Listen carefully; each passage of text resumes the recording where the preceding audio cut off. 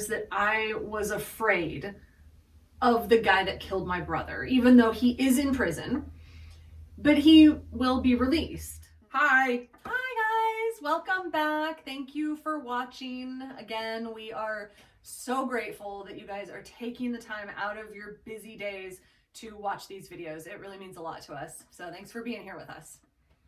We're assuming that you guys are busy, so, you know, we think the most of you. Yes. So, our video just before this, we discussed the murder of Liberty's brother. And now we're going to go ahead and just kind of merge right into restorative justice and what it means, because it's very much intertwined together, what happened and then what you've done in regards to restorative justice and stuff like that. So let's start with, so if you would go ahead and explain to those who don't know what restorative justice is. Sure. Like I said in one of our previous videos, I had never heard the term restorative justice until I started volunteering at the prison. And when I went in my first time to talk with the inmates about restorative justice, well, they kept using that term, restorative justice. And I had never heard it before, had no idea what it meant, but it was my first time in a prison, so I was pretty intimidated. Didn't ask a whole lot of questions. And so I actually went home that night and Googled it. And then throughout the years of volunteering in the prison, I learned what restorative justice actually is. And it's a fairly, well, it's not new, but it's just starting to take hold really, particularly in schools. And it's more of a trauma-informed justice. Okay. The concept of, instead of punishment, sitting down and talking with the people involved to figure out what's the underlying issue.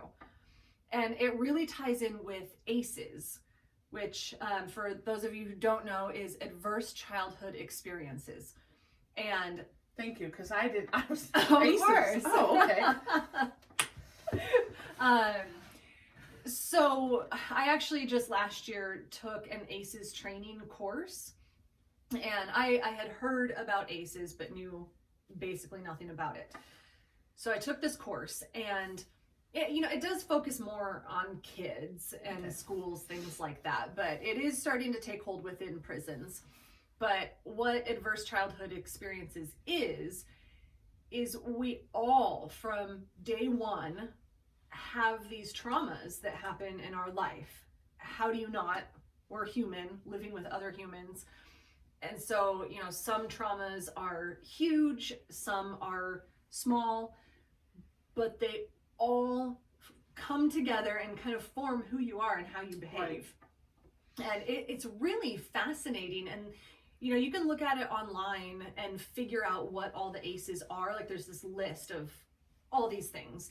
And it's broken down into girls that experience like sexual abuse from this age to that age, boys who experience sexual abuse from this age to that age, your parents fighting, being in foster care, being bullied at school. There's all these different ACEs. Okay. And you tally up how many ACEs you have, and it's shocking the outcome. Like we all have some ACEs, but the way that whoever they is, the people who are smarter than we are, the way they tally up your ACEs, I mean, they can pinpoint if you're going to be an alcoholic, if you're going to be a smoker, if you're going to have heart disease, if you're going to have diabetes. I mean, and Wow. It kind of goes back to what we all know but often don't accept, is that stress will manifest itself physically on some degree. So it's really amazing to go through the ACEs training or just research it online. And you can put it into play in every aspect of your life.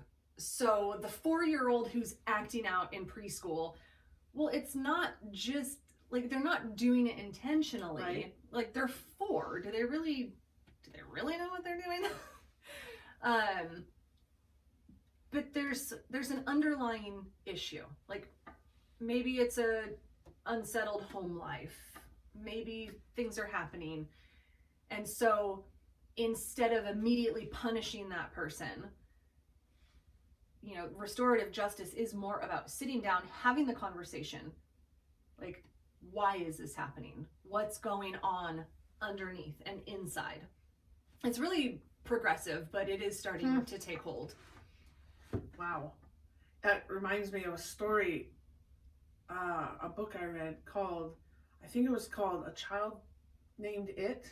And it's about this guy, I think his name is Dave, who goes... Dave's not here. Sorry.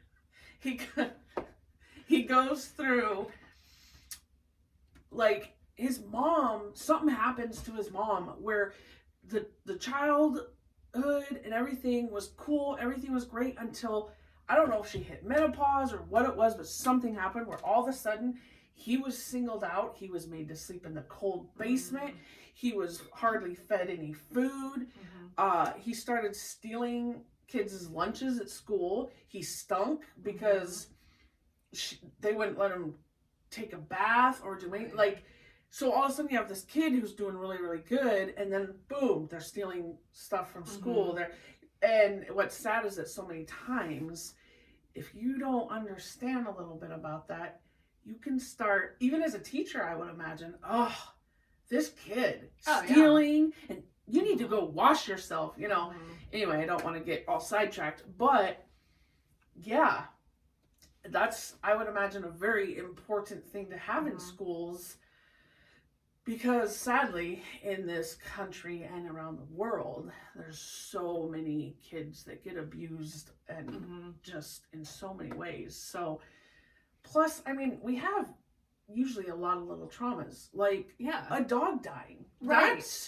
That's really traumatic to a kid. It can be traumatic to an adult. So but their understanding of it is different. And so no, I think our society is so set to just keep going. Like you said, the stress shows it's gonna manifest in some way. So anyway, a little bit off topic, but so with restorative justice, how did this kind of, do you want to explain a little bit about restorative justice in prison, as far as what that entails? Yeah, a big part of restorative justice in prisons is a victim-offender dialogue. So when an offender goes to prison, they are legally not allowed to have any form of communication with the victim. And that was something that I wasn't aware of until I started volunteering at prisons. And so as one of the prisoners here explained it to me, is they commit this crime, they get locked up, and in their mind, the crime was only between them and their victim. You know, this guy did me wrong, so I killed him. The offender, because they're not allowed to have contact with the victim or the victim's family, they don't see the mom that can't get out of bed because her son was murdered. They don't see the 16-year-old sister who then starts using drugs because her brother was murdered. They don't see that because they are legally not allowed to. And so what restorative justice does is it's kind of like forcing them to look in the mirror, you know, to see the ripple effect of their crime. Right. You know, to it's see not just one victim, the guy that I murdered or whatever. Right. It makes them realize that there were other people involved, no matter what, no matter how far removed, like even the community where it happened, you know, those people are now afraid and lock their doors at night or whatever, you know, so it's never just between two people. And so victim offender dialogues is a mediated conversation where the offender and the victim or a family member of the victim sit down and talk face to face. And I never knew that this was a thing. I think it's a pretty new thing. But volunteering at the prison, we did have one happen at the prison here. And a woman sat down with the guy that killed her son. And they had this conversation, and it was beautiful. You know, it was absolutely beautiful to have these two people come together and have a mediated, rational conversation about why what happened. And then to hug at the end, and, you know, the healing that comes out of that instead of just punishment. No, let's sit down and look at the underlying causes. Let's sit down and look at what is actually happening here and see if we can heal from it, not on a surface level, but on a deeper level. Which I imagine that there's got to be some people watching out there that, or just people out there in the world that must think that's crazy. Mm-hmm. If someone hurt my family, Mm-hmm. I don't ever want to think about them. I don't want to see them. A dialogue? Yeah, you can kiss my ass. That's not happening. Mm-hmm. But what do you think is kind of the deeper ramifications of not having that dialogue? Brokenness. Broken people, broken society, more crime, more violence. Well, if you look at the perpetrator. Uh-huh. So they go into prison, they serve their time, they've not dealt with actual, you know, all the different effects they've had on those Mm-hmm. people. So they serve their time and they feel like, okay, I did my time. Mm-hmm. Now I'm out again. Mm-hmm. But they haven't had to reconcile. Mm-hmm. Now maybe they've had, you know, some people go in and they do have a change within themselves and they kind of reconcile with themselves. But there's not a complete reconciliation. No. if that family or people haven't been in on it. And what's interesting is in our society we tend to knee-jerk reaction. Oh, yeah. Oh, this guy killed his girlfriend or beat her up. Let's just say beat her up really, really bad. And he's a stalker. And of course, now he wants to be able to talk to her because he wants to keep that control. Okay, does that happen? I'm sure it does. But is that the majority of cases? No. And yet, what do? Oh, now to keep all victims safe, we will keep victims from being able to talk to the perpetrator. Yeah, and therefore allowing any healing. Right. Mm-hmm. So what became of you learning about restorative justice? I mean, so about a year in to my time volunteering at the prison and telling my story to different groups of prisoners about my brother's death, I guess I wasn't aware of it, but it was pretty apparent to the prisoners that I was afraid of the guy that killed my brother, even though he is in prison, but he will be released.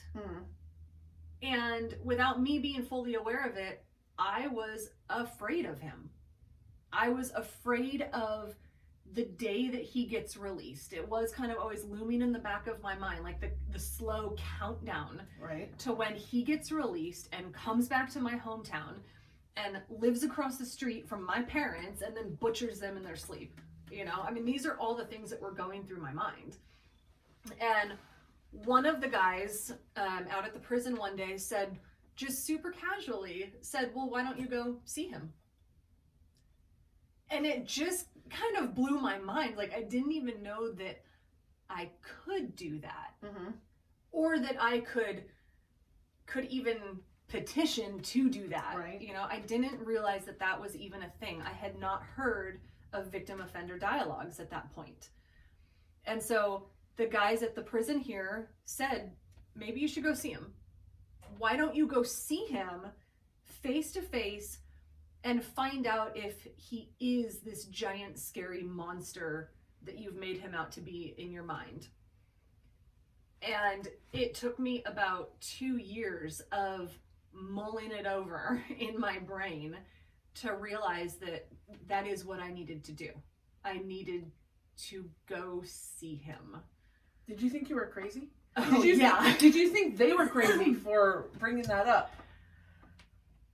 Yes and no. I more thought I was crazy for even contemplating it. You know, because society tells us that I can't do that. That I can't forgive him. I can't have a conversation with him. You know, that he is a scary monster, that he's a horrible, savage person that deserves to die. That's what society tells me I should feel. But that wasn't how I ever felt about him. But yet, the concept of going and sitting in a room with him, I wasn't sure about that one. And like I said, it took me about 2 years, but I finally realized that not only did I want to do that, I needed to do that in order to, I had kind of reached this plateau of forgiveness. And I couldn't get past that or beyond that without seeing him in person. Right. Right. Yeah. Wow.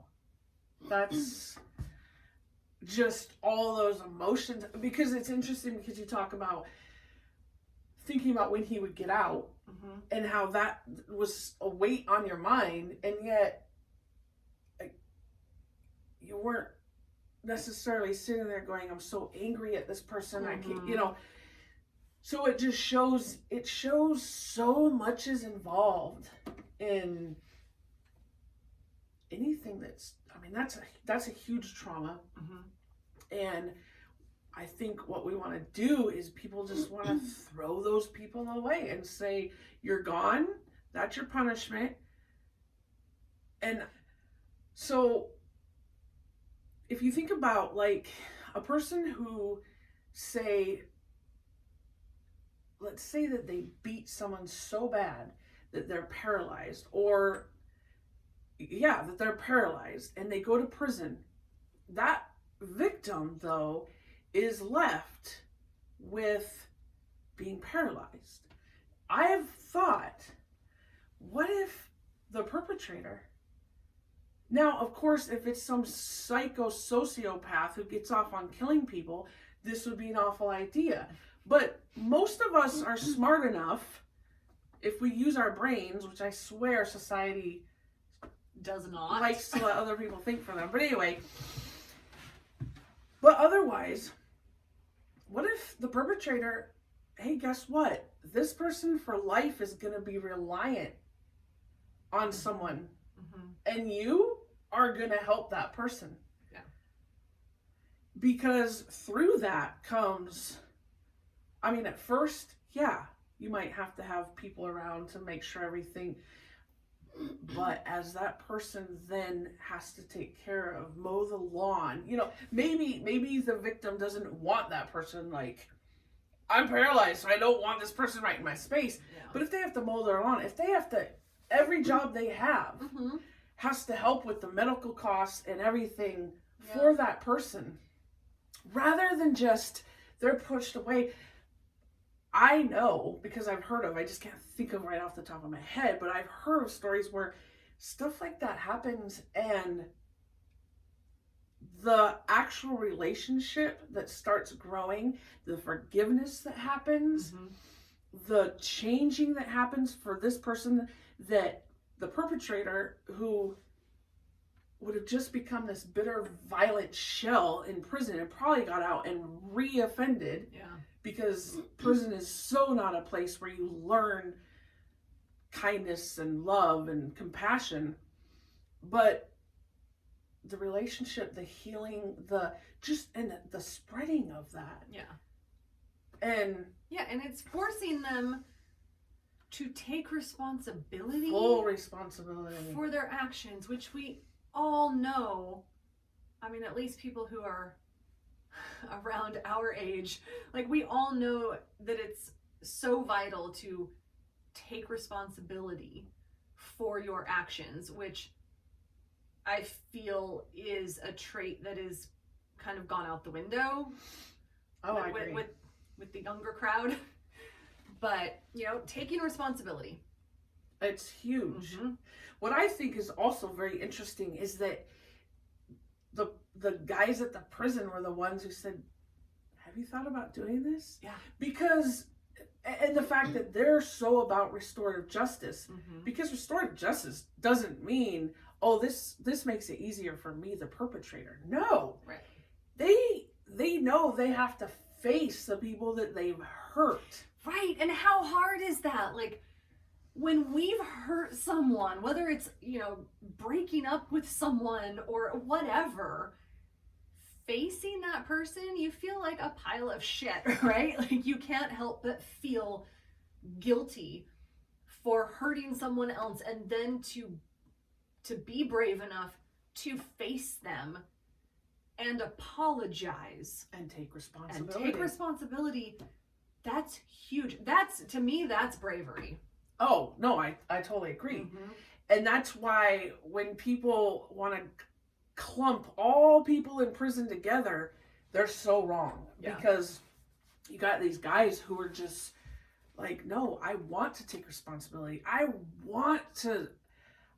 need that. Mm-hmm. Those aren't people that are, I don't No, give a fuck about people. Right. I like hurting people. No, those Yeah. are the ones who they know that they're not reconciled with anything. And, how do you... Right, and to be in that position where you want to take responsibility for your actions, where you want to face your victim or your victim's family and ask for forgiveness, but then not let the government let you.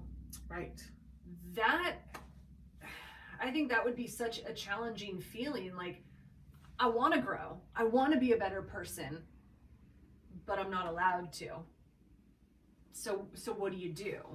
I do feel like if the victim is completely terrified against it and everything, that it would be a good idea to keep going back and making sure they're still at that, because I don't know that I would think it's okay to force that on them. No. Well, I know I wouldn't be, but be ready. Yeah. But man, I think any victim that's like, no, because the victim they need it too. Yeah. They need to be able to face it, not in court. Right. Not in court for the 10 minutes they get to speak to that person and say whatever that's so fresh and new from whatever it happened. Yeah. They need to, it's just so good for everybody. Yeah. And so, like I said, these guys thinking that there was quite a few guys over at the prison who were very much in restorative justice. Yeah. And it's not to get some extra perks. Right. Because what comes with it is that responsibility taking. Mm-hmm. And yeah, that's amazing. So you got pretty involved in restorative justice, and I did for about 3 years, and obviously now I can't go to the prison because of COVID. So it's been about a year since I've been in, but I still write letters with some of the guys and we keep in touch that way. But I got the concept of restorative justice. Once I understood what it was, it just rocked my world. I mean, it was so profound to me that this was a thing that I could do. yeah. I mean, I've said it before, I've always been a huge advocate for forgiveness, but I thought I had gone as far as I legally could. It was kind of like I hit that glass ceiling and I was trying to figure out a way to bust through and like become more forgiving, but I didn't know how until I went into the prison and started interacting with inmates and learned about restorative justice and victim offender dialogues and things like that, and it changed my world. My entire life was changed. So you did go and meet meet Yeah, the guy that killed your brother. I did. That A year ago. is going to be an amazing thing to listen to. So make sure that you watch our next video because we're going to be talking about Liberty's trip to meet with Cameron, the guy who murdered her brother, and how that went and what you felt during all of that and stuff. So we'll see you next time. That's all of our time for now. Thank you, guys. Yes, thank you so much. See you next time.